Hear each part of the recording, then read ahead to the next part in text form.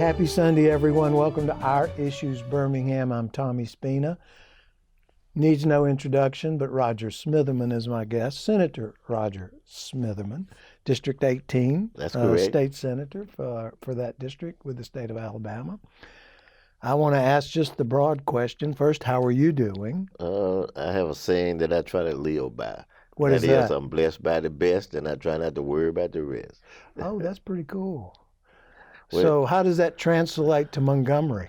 Well, it translates first to my blood pressure, because mine is 123/70, and I take no medicine. So you see, I found a way to handle Montgomery and stay stress as free as possible. If you walk down the hallway in Montgomery, which I've never done during session, I understand it's quite a show. Is there truth there? Oh yeah, because you have every interest that may have a concern, Lobbyists. Yes, especially for that day and the agenda that we might have.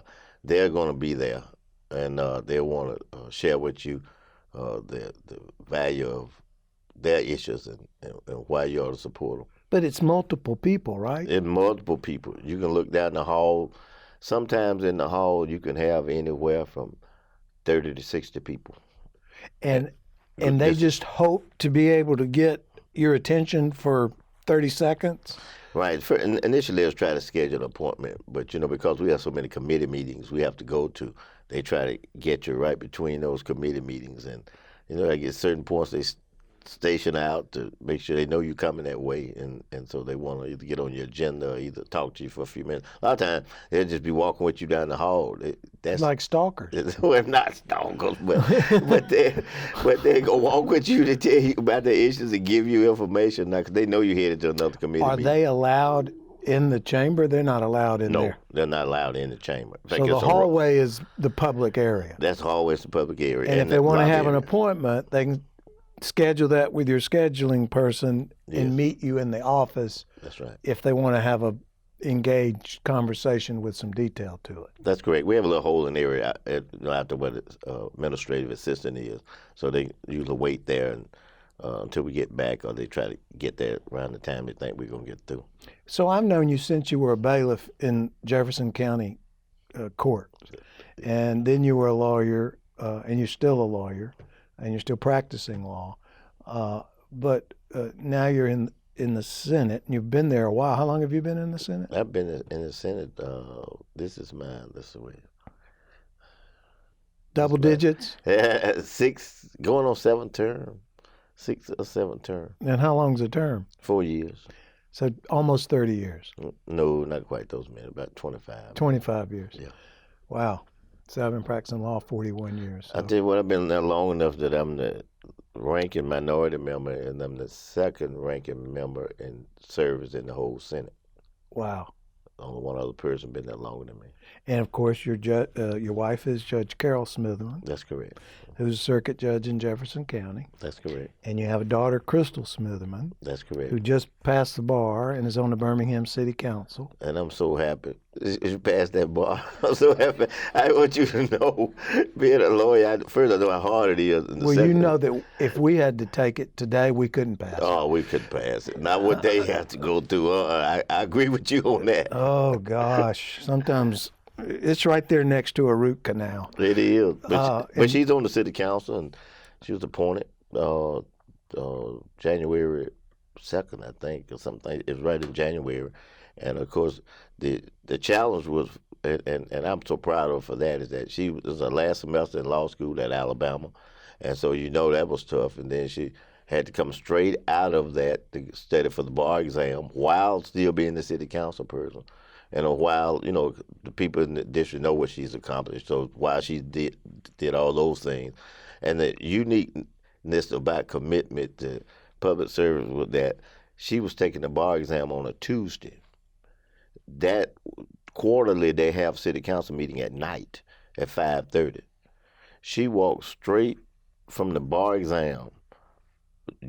She had gonna have to take it Wednesday, but that Tuesday night, straight from the bar exam across the street, and went to a city council meeting. In fact, her colleagues said, "What are you doing here? You're supposed to be over there at the bar." She said, "No, this is what the people put me here to do." and that, I'm not going to change my work. So I was real proud of her. And of that. she's a great golfer, She is. not to mention. So what's going on in Montgomery? Well, right. You know, everybody right now, God bless her with her health, but our governor has recently announced a very significant health problem. That's correct. I know that has to have an impact on her personally and on her professionally. I would think the treatments that are going to follow. Session doesn't start till when? February? February. Session starts February. Budget hearings start in January. So what do you foresee going on in Montgomery in light of these developments? And what do you foresee being on the top of the list of things that y'all are going to try to accomplish come this next term? Well, I think one of the things we're going to face once we walk in the doors is going to be prison reform. I Big think, time. we've kicked the can down the road long enough with the federal government, and I just think that the judges and federal government are at a point of saying, you all got to do something. It's time to really do something. And so I think that we're going to have to face that challenge. And it's going to be a big challenge, and I'll just tell you why. It's not the need of the prisons, and it's not the need to correct the things that have been presented to the Prison Commission, but it's the location of these if we build new ones, because these are economic engines in the communities where they are now. Let's start with that thought when we come back from break. Okay. Because I'm interested in that, as you well know. Okay. This is Our Issues Birmingham. I'm Tommy Spina. We're with Senator Rodger Smitherman. We'll be right back. Don't go away.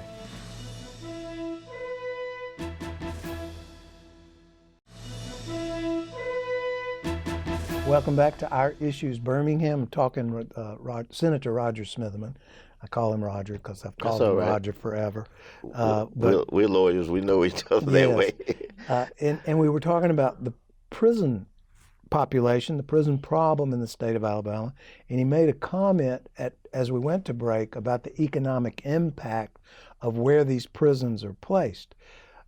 As a criminal defense lawyer, I have noticed when I visit particularly federal prisons, they've become what used to be the mining town's source of employment for certain places that I go to.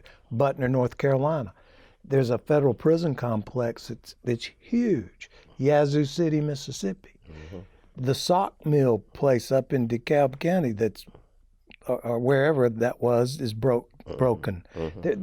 Those things have disappeared, and they're being replaced by private prisons. That's correct. So is that what you foresee, going to privatization, or how are we going to deal with that? Well, there has been conversation about that and about privatization. I'm not for it. I'm just be very honest with you. I come forward. No, I'm not. I don't want all these state employees to lose their jobs, and that's what's going to happen. You hear them saying, well, they're going to be first considered and all that. No, they're going to lose their jobs, and their benefits are going to be reduced. And that's why I said economic engine. It's people's livelihoods in these communities who work there, the businesses around that support, those facilities that they need, the services. And the people that live there. And the people that live there. So no, I'm not in favor of that at all. There's been some conversation about it, but I'll be a staunch person against the privatization. Well, how do you diffuse what would be the obvious fear that the knee-jerk reaction is to trying to reduce the prison population on the one end, and then trying to expand the capacity on the other end so that we reach some balance where the people that ought to be in prison are in prison, and the people that are nonviolent and ought not to be in prison are not in prison. And now we've got a new issue with our parole board, which appears to be in total disarray. Yes, it is. They have some issues. Yeah. They really have some issues there, and I don't know why they have the issues they have now. Because there was this whole thing in the parole board centered around a situation where a person was let out some time ago, and they committed a crime. So and after following through with it, the people that I observed and the information I received that they had followed whatever guidelines that they had to operate from, but as a result of that, uh, you see what we have now. That was a catalyst to start this process that we need to change, and we need to have an appointed versus committee appointed, but actually executive officer itself. So that was really and that concerns me sometimes. Not just that, but when we as a legislative body make a decision and make a law that's going to impact all 6 million people in this state on a knee-jerk reaction to one situation that happened. And to me, that's what happened there. Yeah. Yeah. It's unfortunate because there are people that need to be considered for parole that are nonviolent, and That's right true. now they're stopped. That's true. That's true. And Are we still at 168% occupancy? well, we're a little lower than that, but we still have too many people in. And as you said, you have people now for nonviolent offenses. I noticed exaggeration. I'm taking a lawnmower or something, and then you can have them in there. And then you have people who commit violent offenses. You have to wait and get spaces for them, or they get a bail or a bond that really they shouldn't be out because of that. And so what we're trying to do in this situation is to get those people who are not violent, if nothing else, into community service, Well, community corrections. community In other words. corrections. Mhm. Well, it's certainly a priority. One of the things I also would like to discuss is the most recently enacted gas tax. What I want to know is where's the money going? I know across the country we're low on gas tax, but we're catching up. But where's that money going? Well, it's going to a variety of major projects as well as some smaller ones all over the state. One of the things that they joked me about in Montgomery, they said that, Smitherman, we know how persistent you are at representing your people, so you got yours off the top. That meant the new interstate. That's what Oh, everybody's joking about. 'Cause I-22? no, the whole Oh, ramp, the the whole whole thing. thing. Oh, you're talking about Yeah, all the that we have bridges. up here in Birmingham and the bridges and everything. That's the kind of Well, do those funds go to roads from the gas yes, tax? roads and bridges. That's it? That's it. Well, no, I was able to crack the seal, and finally, I'm talking about it after almost 20 years, crack the seal to where that money, some of that is going to go to mass transit. And finally, we've got a window for money to go to mass transit so that they can have some matching money. The county gets a certain amount, the city gets a certain amount. And a couple of years ago, we were able to establish the transit trust. And that's so if we get those grants and get the large amount, it can actually go to mass transit itself. Prior to that, we've had passed the Constitution Amendment that would have barred any money coming from the highway department, those taxes for gas to be spent on mass transit. But for the most part, those gas taxes are earmarked for roads, and now you're telling me transportation, but the majority of it, not for education. no, none of that is for education. That's strictly for those purposes. All right, we're going to take a break, and we'll come back and talk about some more things going on. This is Our Issues Birmingham. We'll be right back. Welcome back to Our Issues Birmingham. We've been talking about gas taxes and things. I want to talk about our recently formed marijuana commission that's going to study the viability of maybe decriminalizing or legalizing or creating medicinal marijuana for the state of Alabama. The fact that we're talking about it is unbelievable to me. But can you shed some light on what's going on with that piece of legislation or with the commission itself? Yes, the legislature passed a bill setting up I call it task force, but as it relates to looking at the effects of marijuana, and I think it's sort of driven by UAB, through Yeah, through Carly's Law. yes, yeah. We're actually having UAB be a part of it, and several other medical people to be a part of it, as well as legislators and And, whatnot. So they're going through that process now of getting a report back to us for the next. I think it's the next session that they have to get it to us right prior to it, so that we'll look at what they have to suggest and what they say and what impact. And it'll spin off from Carter's Law, and you're looking at it from a medical standpoint right yeah, now. But they're thinking about broadening it from the medical standpoint to include other and illness and whatnot too. we're talking about cannabis Yes. primarily. Mm-hmm. Now we've recently really confused things, but there is legal hemp products That's correct. that are derived not from the marijuana plant, but from the hemp plant, Mm-hmm. but have to be less than a certain percentage of the psychoactive component of that plant, That's which correct. I think is 0.03 or I 0.3. don't know the exact amount. It's but a you're small amount, so there's no getting high, for lack of a better word, but Mhm. it does provide a medicinal value. So do you see if Alabama goes anywhere, it's going to go to some like Florida, where they have medical marijuana. I think that you're going to see that, and I think primarily uh, the highway department uh, designated 16 counties as being counties that basically they don't have any money. They said that, and so when we have the highway projects, we really kind of exempt them from matching money because they don't have any money. And the same thing is true about economic development in those areas. This hemp farming will provide an opportunity for those people in those areas, and some of those areas in the Black Belt as well, and to be able to have a industry that they can make a living, and have Yeah. jobs for people. And California's doing it; they're doing a big job of it now.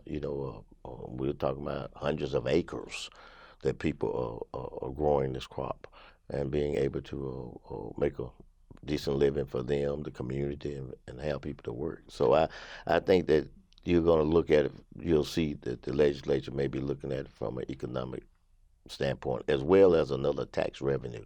Yeah. Anytime we can generate some taxes and we don't have to increase people individual taxes, that's a win-win situation. Yeah. So that's why you're seeing so much attention being given to it now. Well, there are a lot of, I know I get a lot of calls about it because people are on the fence. They don't want to violate the law, and the law is not really crystal clear. I know you find that hard to believe. Because in some counties, there's prosecutions Mm-hmm. for CBD stores, and in some counties there's not.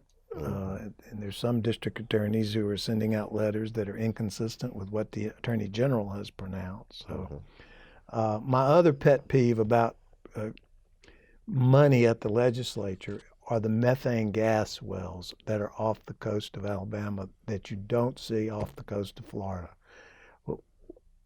What's the deal with that money? Where does it go? Well, it And you're not the first state legislative person who's been unable to answer that question for me. of course, But it's a lot of money. now I could probably find specifically, so next time I see you, I'll probably be able Well, to I'll tell you just- exactly. But I know you. I didn't ask you. I didn't prep you. yeah. I'm just coming off of it because I have to look at it, and it looks like the Love Boat out there at nighttime. well, I'll say this in a not necessarily about the whales, but I'll say this. I think that it's the hand that we're playing as a country in the world. Where we have the terrorists and we're trying to get, I think, competitive as it's being presented as we're trying to get competitive situations in other countries that may or may not be as competitive as it should be. I think it's going to be critical that we have independence on our energy. That's why we're going to have to increase production here. We have one of the largest reserves of gas as well as oil in the world in this country. We do just, now. Yeah, we do now. We just kind of and using other people's oil and stuff and not touching ours because we have it. But I think that it's going to be critical for us to be able to have those kind of negotiations. Whether you agree with them or not is not the issue. They exist, those kind of negotiations. And from a position of strength, we're going to have to be energy independent. Well, I think it's the environmentalists. We don't want another spill. No, we don't. That was devastating to this state. That's right. Among others. That's right. So there has to be some balance. Capitalism takes over, and people see the almighty dollar, and to hell with the environment. Well, is kind of where I see things go sometimes. And we have got statutes and regs in place now, but yes, they are being eroded. They're being eliminated. They're being signed off and canceled out, and wherever it can be. And you're right. We've got to find that balance. Yeah. We can't put people at jeopardy for the sake of profit. We've got to make sure that health and safety of people are primary and first. And then once we do that, then we can move into those areas. Well, thanks for being with us today. You're always a good interview and have an interesting insight on our state and what's going on in our state. Well, thank you for having me on, and thank you for having this show so that the public can get a chance to get some the feedback that we provide. I thank Sinclair Broadcasting. This is Our Issues Birmingham. Thanks for being with us today. We'll see you next Sunday.